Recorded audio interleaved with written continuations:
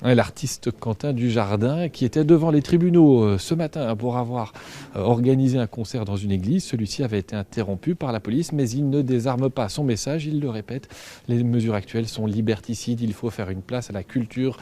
La culture, c'est un droit pour les artistes, pour les citoyens également. Alors il organise aujourd'hui au Centre culturel de la Vénerie à Watermal-Boisfort une série de 3 concerts dans un cadre que lui estime sûr, avec maximum 15 personnes dans le public. Tout le monde porte un masque, on peut se désinfecter les mains, il y a de l'espace entre tout le monde. L'artiste Quentin Dujardin qu'on a rencontré juste avant le premier des 3 concerts qu'il va donner l'un à la suite de l'autre.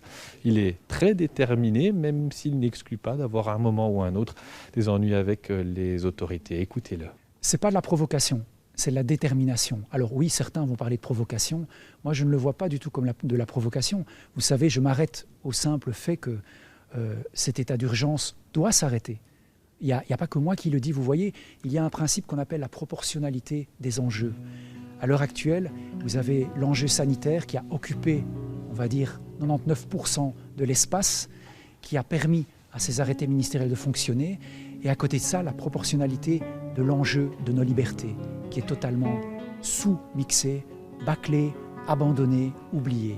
Eh bien, je pense qu'aujourd'hui, ce curseur doit revenir à une forme de réflexion générale dans la société, un débat, parce que cette proportionnalité, ce principe de proportionnalité doit absolument être partagé dans sa réflexion. Et c'est ce que je demande, simplement. Ce n'est pas de la provocation, c'est du débat public que je demande. Et vous n'avez pas peur de courir quelque part un risque pour défendre ces valeurs qui sont importantes pour vous? Pour moi, c'est mon métier que je défends. Vous voyez les guitares qui sont là derrière. Moi, je ne demande qu'à jouer.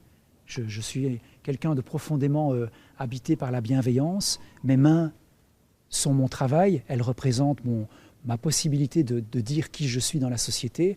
Si on continue à empêcher ces mains de fonctionner, je pense que je n'existe plus dans cette société. Et quand un artiste n'existe plus, il y a beaucoup de choses, de questions qui viennent sous-jacentes, mais je pense que c'est extrêmement grave pour un pays qui prétend encore défendre la liberté d'expression.